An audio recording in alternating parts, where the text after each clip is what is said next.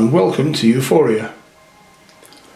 I don't normally do haul videos, but I thought I'd show you this selection of bricks that I bought via the Pick-a-Brick wall in a Lego store. So at the weekend I went to the Lego store in Leicester Square, London. It's a flagship store and very large, over 2 floors, and it has a great selection of sets, various other interesting features like models, a mosaic on the wall, and a minifig bar where you can make your own minifigs. It also has an extensive pick-a-brick wall with the usual random selection of odd bits and pieces that you can buy in quantities using these Lego cups. So as usual, I took my own cup, or my cup that I've used before, because you do get a discount on the price if you reuse the cup. And I managed to fill it reasonably well with a selection of parts. As usual, I didn't do very well, and the bottom part of the cup is rather empty, but I did stack the pieces in columns and laid them in layers across the cup. So I fitted quite a lot of stuff into this cup. So this cup, when full of Lego, weighs 475 grams, but you don't buy Lego by weight, you buy it by volume, or rather by cups worth. So the trick is to get as much as possible into a particular cup.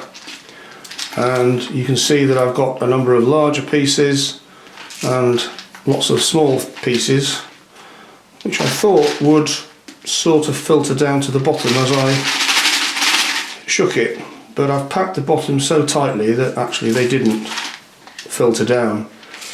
So let's open this and see what my carefully selected load of parts actually consists of.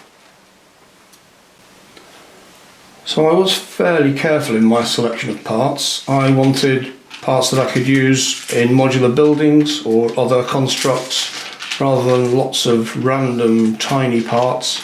And as usual, there were some very odd parts in strange colours, which I decided not to get. So let's open this cup and see what I bought. Actually, the guys in the shop were very good, as usual, and taped it closed for me, because actually I was trying to fit too much in, as usual, and it doesn't really close properly according to their rules. But when you take the tape off, you can see that I also managed to fill the lid with some parts here, the little bobble on the lid, with some bricks, including these plates, and the rest of it is a pretty jam-packed selection of parts.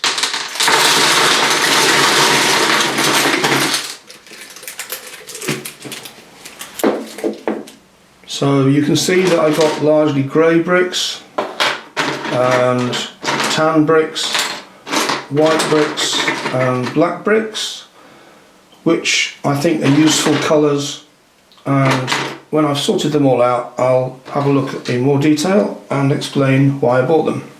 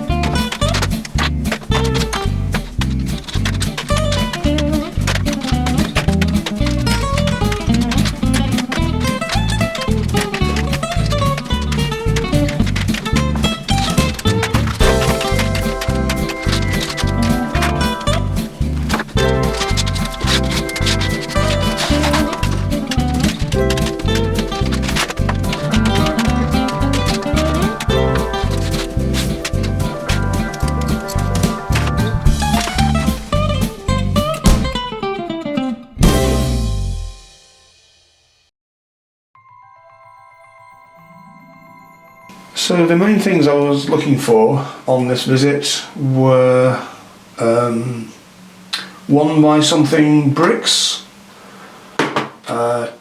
plates and tiles, and if I could get any doors and windows or other useful parts as well, that would be really good.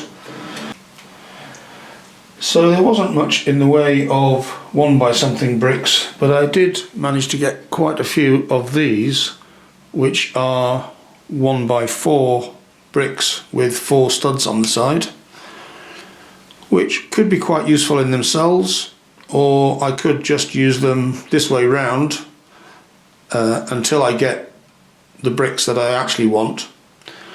So I got quite a lot of these bricks, as you can see.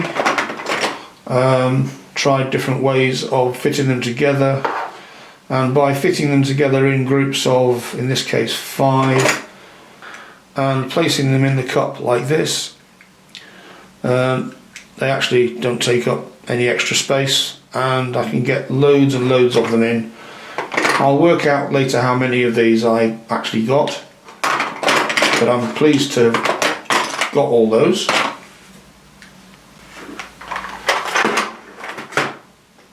They didn't have any windows as such, but I did get some of these window arches, which are rather handy, and actually they are a part that I want to use in one of the mocks I've got in mind.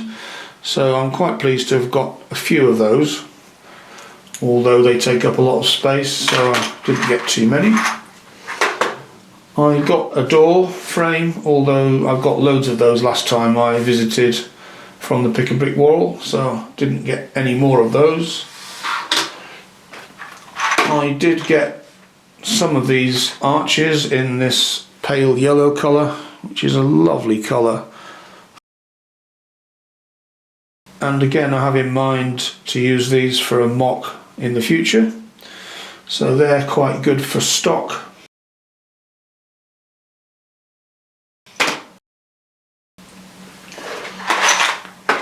To go with those 1 by 4 bricks with 1 stud on the side, I got a few of these 1 by 1 brick with 1 stud on the side, which could be useful for lots of different things.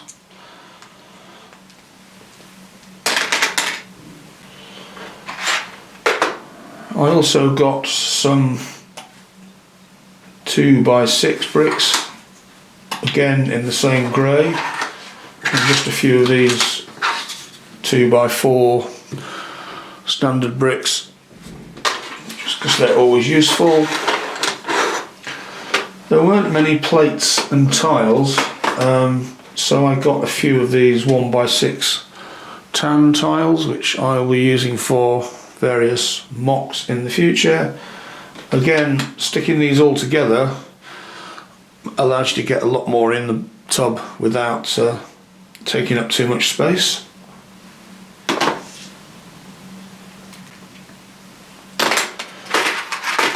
I've got a few of these, and actually I need these immediately for a mock, so I'm really pleased to have got some of those. They'll go straight into my build, and it saves me actually sending off and buying them separately.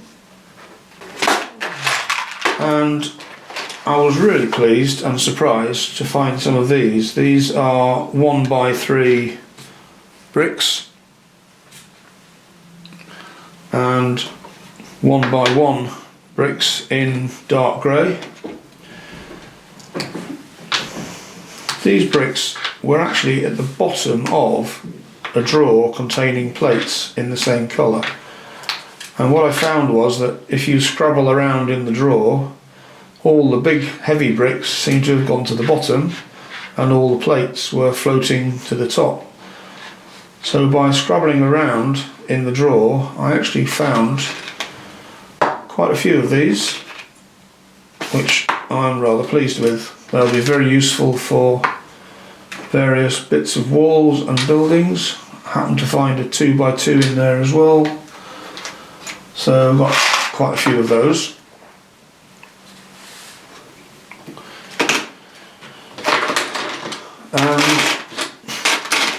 And there were some plates. I did manage to find a few plates, different sizes with clips or other features.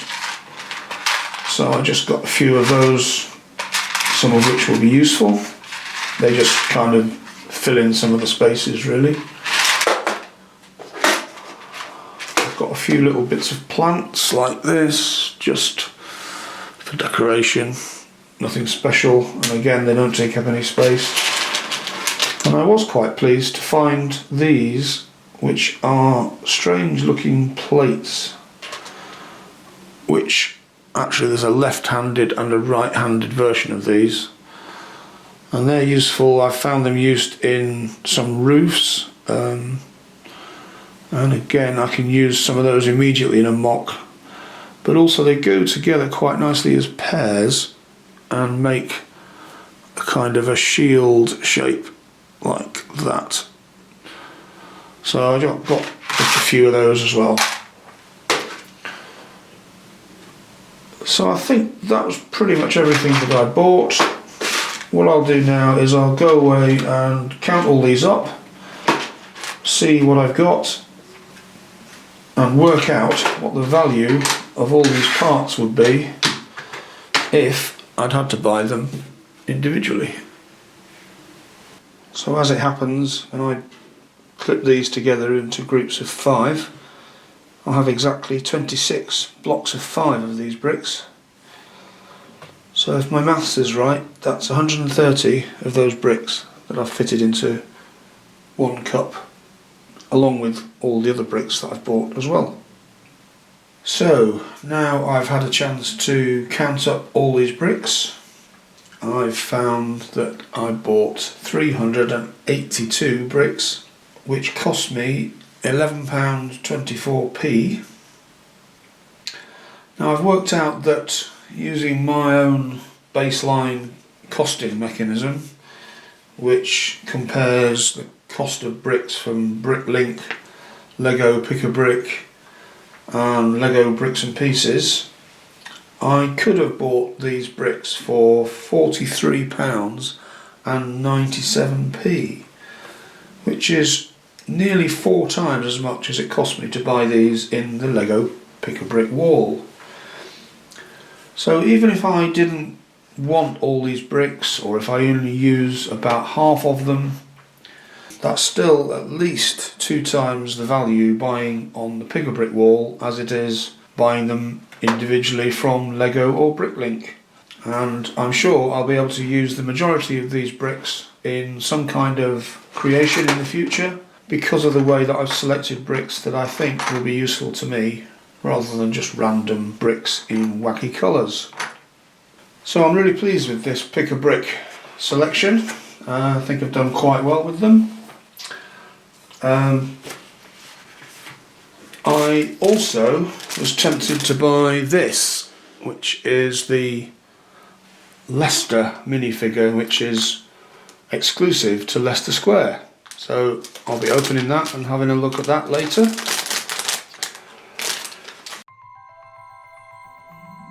I hope you enjoyed watching this video. Please look out for my other videos, in which I'll be using some of these parts to help me build my own creations. Thanks for watching. Please hit the like button if you liked this video, and let me know what you think in the comments below, and subscribe to this channel if you want more videos about Lego.